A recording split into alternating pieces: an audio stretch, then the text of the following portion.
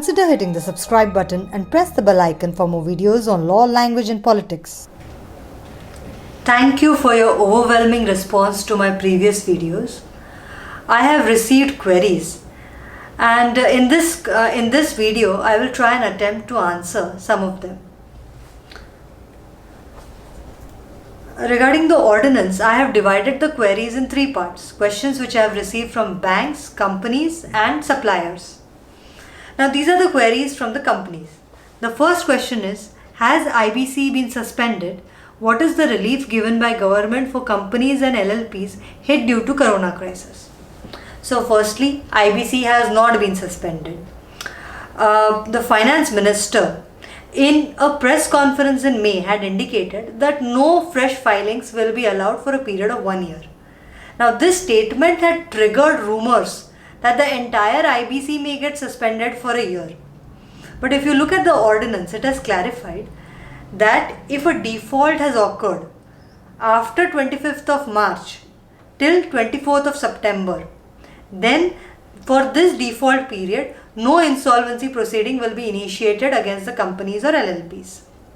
If there is a default that has taken place at some other time, say for instance a default prior to 25th of March and a default which takes place after 24th of September, then for any such default, an insolvency action can be triggered. Now this protection period has been given initially for a period of 6 months. It can be further extended for another 6 months at the discretion of the government. Now let's take the next question.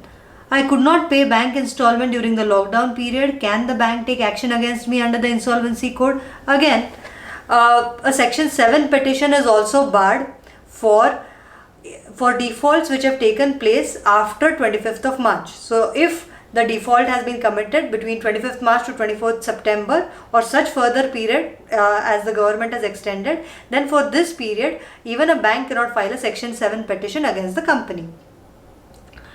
We own a company and want to wind it up. Can we go under the insolvency code? If you want to wind up a company, you can do so. There is no bar. Section 59 of the insolvency code is available for voluntary winding up. This section is not stayed, not suspended. The second is action under section 271 of the Companies Act. You can wind up a company under section 271. The option of filing a section 10 petition is available if the default is prior to 25th of March. So during the protection period, if a default has been committed, you can't file a section 10 petition. But for a prior period, you can file a section 10 petition. Even that option is available to you. The next question is, what is the effect of ordinance on existing cases? So when you say existing cases, I assume that you mean the cases which have already been filed. So even in these cases, you will have to consider what is the date of default. If the default is prior to 25th of March, you can go ahead and these cases will not be affected by the ordinance.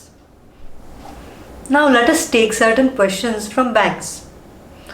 The first question is, will the ordinance affect cases which are already filed? Here again, the answer remains the same, that you have to consider what is the date of default. If the default is prior to 25th of March, then the bank can continue its section 7 petition. If not, then these cases cannot be continued if they are for defaults during the protection period, that is from 25th March to 24th of September. The next question is the bank barred from filing any further case for the next 6 months? There is no bar on filing insolvency petitions. The only bar is from filing insolvency petition for defaults during the protection period. So you have to check the date of default, and if the date of default is prior to 25th of March, you can continue and file the case. You do not have to wait till the end of the protection period. The next question is, what is the effect of ordinance on cases that are admitted?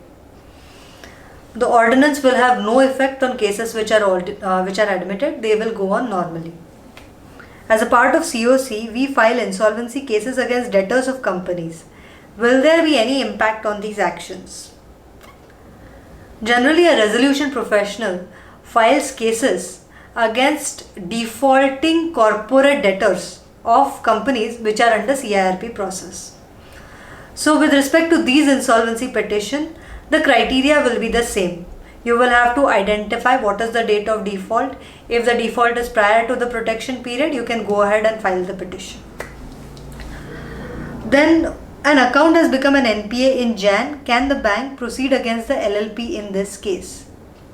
So here again, the law for the LLP and the company is same. So for both, the criteria is the same, the date of default. You have to consider that, and in this case, as the account has become an NPA in January 2020, the default is of January 2020, which is prior to 25th of March. The bank can file a petition, and it can file a petition even today. It doesn't have to wait till 24th of September. And the next question is, and it is an important question, can I recall the loan during the protection period? Now I am going to answer this question only from the IBC perspective, and it is a tricky question, because if you are recalling the loan during this protection period, you will be in fact asking the company to pay the entire amount, and if the company does not pay this amount during the protection period, it can claim that this entire amount has been defaulted during the protection period and claim immunity from insolvency. So banks will have to be a little careful if they want to recall the loan during the protection period, and have to take care. Now let us take one question which we have received from the operational creditors. So the question is that I have supplied goods to a pharma company during the lockdown period and raised an invoice. Can I initiate insolvency if the company fails to pay? Here again, the answer remains the same, but let's try to answer it a little differently. Firstly, you cannot initiate action if the date of default is during the protection period. However, if it is a running account and the company makes on-account payment, you can appropriate those on-account payment towards the amount which is due during the protection period. So that way you can ensure the payments for the work that you have done during the protection period. And I believe it's a supply to a pharma company, so you have done a noble job. You should get your money. With this, I end this video. Thank you so much for watching.